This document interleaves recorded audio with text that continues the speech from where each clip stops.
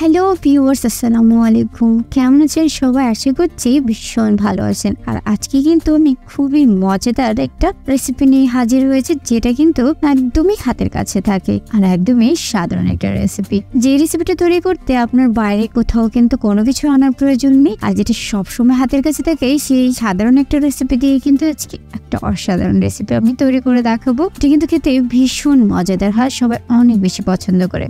তো এর জন্য আমার প্রথমে এখানে একটি বেগুন লাগবে। এই বেগুনটা কিন্তু খুব সুন্দর ফ্রেশ হতে হবে, একটু গোল আকারের হতে হবে, তাহলে কিন্তু বিশেষ করে এই বেগুনের চাকবাজিটা খুবই ভালো হবে। তো আমি ফ্রেশ একটা বেগুন নিয়ে নিয়েছি। এবার আমি এটাকে মুখ থেকে কিছুটা অংশ ফেলে দেবো কেটে, তারপর আমি এগুলোকে গোল গোল করে কেটে নিচ্ছি।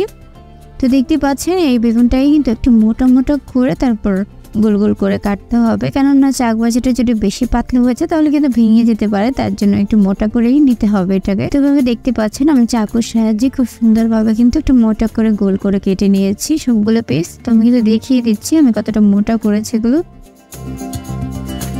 তারপর এগুলোকে আমি অন্য একটা মিক্সিং বলে কিছুটা পানি দিয়ে ভিজিয়ে নিচ্ছি। এটা কেউ চাইলে বেগুনটাকে আগেও ধুয়ে নিতে পারে বা পরেও নিতে পারে। পানিটা দেওয়ার কারণে কিন্তু বেগুনটা একটু নরম হবে, যেটা ভাজতে গেলে খুবই তাড়াতাড়ি হয়ে যাবে। তো আমি এটাকে ভালোভাবে ভিজিয়ে নিচ্ছি। তো এভাবে আমি সবগুলো ধুয়ে পরিষ্কার করে নিয়েছি। এরপর আমি এর মধ্যে কিছুটা উপকরণ দিয়ে মাখিয়ে নেব। আর এর জন্য আমি এর মধ্যে হাফ চামচ হলুদের গুঁড়ো দিয়ে দিচ্ছি, হাফ চামচ মরিচের গুঁড়ো, এরপর দিয়ে দেবো স্বাদ মতো লবণ।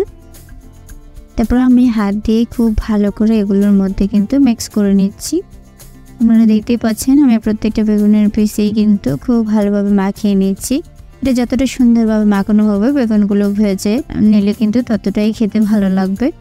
তো এর জন্য আমি সবগুলোর মধ্যেই কিন্তু খুব সুন্দরভাবে লাগিয়ে নিচ্ছি। আপনারা দেখতে পাচ্ছেন কোনো অংশ কিন্তু সাদা নেই, সবগুলোর মধ্যেই খুব সুন্দরভাবে এই মশলাগুলো মাখানো হয়ে গেছে। এগুলো এখন ভেজে নিলে কিন্তু খুব ভালো লাগবে।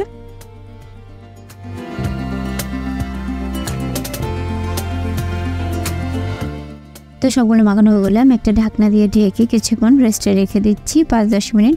আর এটা যদি সময় না থাকে এটা কিন্তু স্কিপ করতে পারেন, খুব বেশি প্রয়োজন মনে করছি না।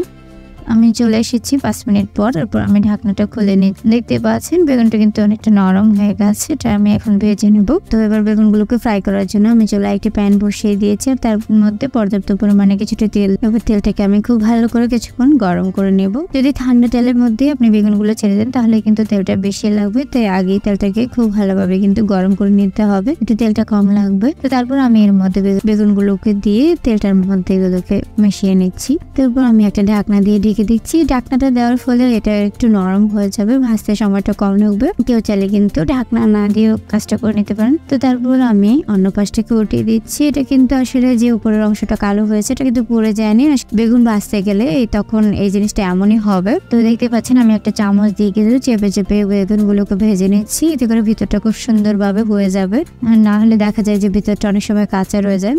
তো আমি দুপাশটাই কিন্তু উল্টে পাল্টে চেপে সুন্দরভাবে ভেজে নিচ্ছি। আপনারা দেখে বুঝতে পারছেন যে এখানে বেগুন ভাজাটা খুব সুন্দর হয়ে গেছে। তো এভাবে যখন দুপাশটা হয়ে গেছে আমি কিন্তু এগুলোকে তুলে নিচ্ছি।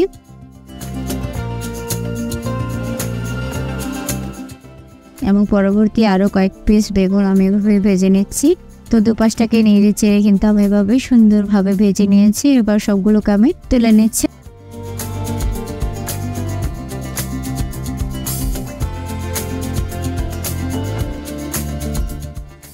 এগুলো সার্ভ করার জন্য কিন্তু একদম রেডি। গরম গরম ভাতের সাথে খেতে ভীষণ মজাদার হয়।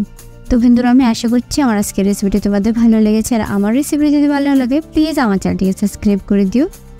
আবার আসছি নতুন কোনো ভিডিও নিয়ে। সে পর্যন্ত অনেক বেশি ভালো থাকো। আল্লাহ হাফেজ।